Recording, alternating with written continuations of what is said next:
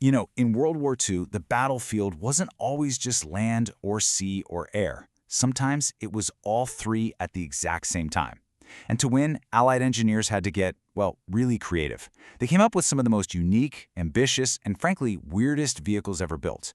So let's dive right into the story of these amphibious oddballs, the machines that literally walked on water and helped turn the tide of the war. Okay, so put yourself in the shoes of a military strategist back in the early 1940s. You've got this one massive, overwhelming problem. Doesn't matter if you're looking at the Pacific Islands or the coast of Europe, it's the same challenge. The enemy holds the land, and you have to attack from the sea. We're talking about what is, without a doubt, the single most difficult, most dangerous military operation you can possibly attempt. So, what was the answer? Well, it wasn't just a better boat, and it wasn't a tougher truck.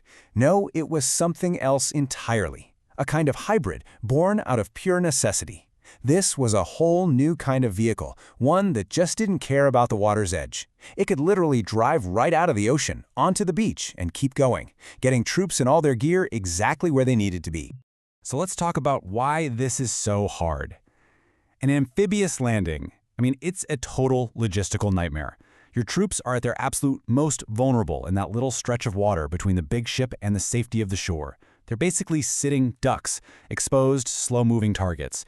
And during World War II, the Allies had to face this exact problem, not just once, but over and over again on a truly massive scale. And here's the thing, the enemy wasn't stupid. They knew the easiest place for the Allies to land would be at a big, deep-water port. So what did they do? They either blew them up or turned them into fortresses. That really only left one option, the open beaches. But getting supplies across a beach, that's a whole other world of problems. Landing craft would get hung up on hidden sandbars or razor-sharp coral reefs. Soldiers would be forced to wade ashore, completely exposed to enemy fire. Meanwhile, the big cargo ships had to just sit way out in the ocean, slowly, and I mean dangerously, unloading everything onto smaller boats. So finding a new solution, this wasn't just a nice-to-have. It was absolutely 100% critical for winning the war. All right, so on to our first solution, and this one might be the most famous. It came from General Motors, and the idea was just brilliantly simple when you think about it. They basically took their standard, super reliable 2.5-ton truck, the absolute workhorse of the Army, and they just wrapped it in a watertight boat-shaped body. And what they got was the WWII. Now, of course, everyone looked at it and immediately called it the Duck. How could you not? But here's a fun fact. The name DUKW wasn't a nickname at all. It was pure nerdy factory speak from GMC. You see, the D just meant it was a 1942 model. The U stood for utility. K meant it had all-wheel drive. And W meant it had dual rear axles. So yeah, just a boring old manufacturing code for what turned out to be a truly revolutionary machine. But here's where the story gets interesting. When GMC first showed this swimming truck to the military, they hated it. They were not impressed at all. The armed services actually flat-out rejected the idea. They looked at this weird hybrid and thought, come on, it's probably a terrible truck and a terrible boat. It was a classic jack-of-all-trades, master of none. It really looked like it was heading straight for the scrapyard of failed wartime inventions. And then fate just stepped in the most dramatic way you can imagine. A massive storm slams the coast of Massachusetts off a Provincetown. A Coast Guard patrol boat gets wrecked and runs aground. You've got 60-knot winds, the surf is just insane, and no normal rescue boat can even get close to the 7 crewmen stranded out there. But, and you can't make this up, by pure coincidence, an experimental DUKW was in the area for a demonstration. So it just drives down the beach, right into those churning waves, cuts through the surf like it was nothing, rescues the entire crew, and brings them all safely back to shore. After that, yeah, you can bet all that military opposition just vanished. But what really made the WWII a game-changer, even beyond the whole boat hull thing, was its secret weapon, a truly incredible bit of engineering. Get this. The driver could actually change the tire pressure from inside the cab while driving. Think about that. It means they could have the tires pumped up hard for driving fast on roads, but as soon as they hit the soft beach sand, they could drop the pressure way down.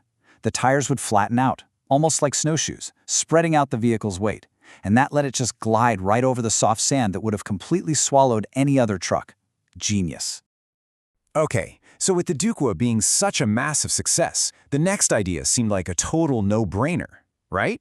If a swimming truck works so well, why not a swimming Jeep?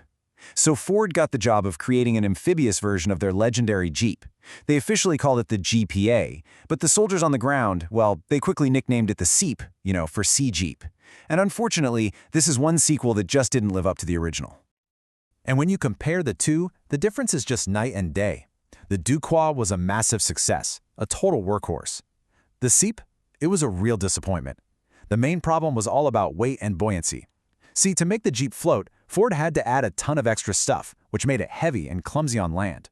But in the water, it sat so low. It had almost no freeboard. That's just the fancy term for how much of the vehicle is sticking up above the water. With the Seep sitting so low, even a small wave could swamp it. So while the WWII became this vital military asset, the Seep, well, it was pretty much a failure. But the Seep story has this amazing second act. After the war, you could buy these things as military surplus for cheap. And an Australian adventurer, a guy named Ben Carlin, he got one, modified the heck out of it, named it Half Safe, and then did something absolutely insane. He drove it around the entire world. I'm talking across oceans, across continents. To this day, it is the first and only time anyone has ever circumnavigated the globe in an amphibious vehicle. So this military flop was reborn as a legendary adventure machine. How cool is that? Okay, let's look at our third and final solution, which came from a completely different school of thought. The first two were basically trucks with boat holes. This next one flipped that idea on its head. Instead of putting wheels inside a boat, what if the vehicle was the boat, and it just happened to move on tracks? This was the Landing Vehicle Tracked, better known as the LVT. And the LVT has a really fascinating backstory. It wasn't a military invention at all, not at first. It was actually designed by an inventor named Donald Roebling as a civilian machine to rescue people stranded in the Florida Everglades. He called his invention the Alligator. Well, the Marine Corps saw this swamp machine and had a light bulb moment. They realized its potential for war. The secret was in the tracks. They had these little paddle-like scoops on them that would churn through the water, pushing it forward like a boat, and then they'd grip the land and just keep on crawling. Now, once the military got its hands on the design, the LVT evolved at an incredible pace. The very first one, back in 1941, was really just an unarmored cargo hauler. But just 2 years later, in '43, the LVT-4 came out, and it had a total game changer, a ramp at the back.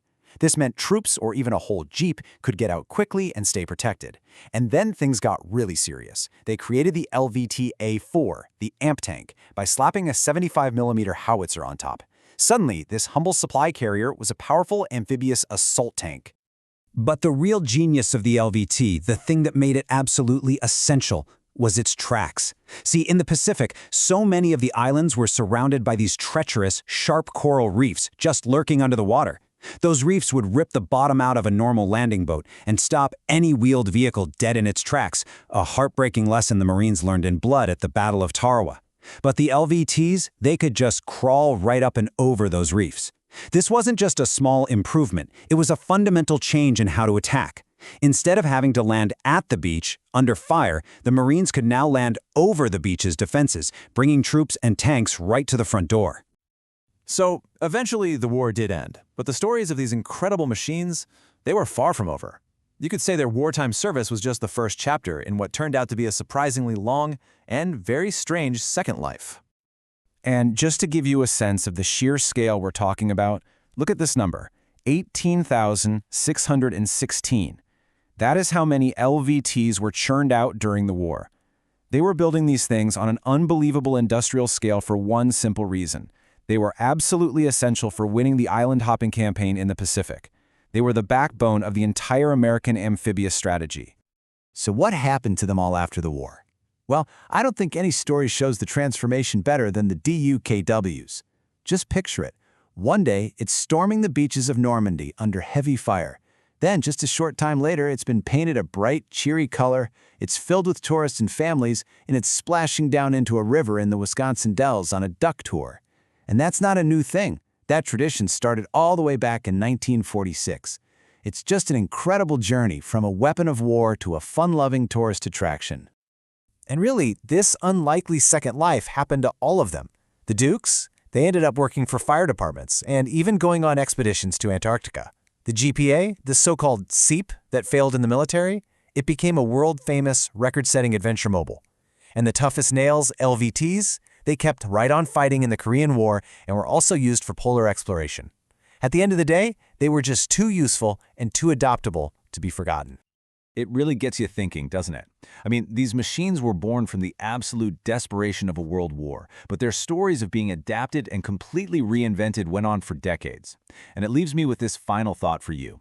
What kind of technology is being invented right now, today, for one very specific purpose, that decades from now will find a completely new and unexpected life that none of us could possibly predict?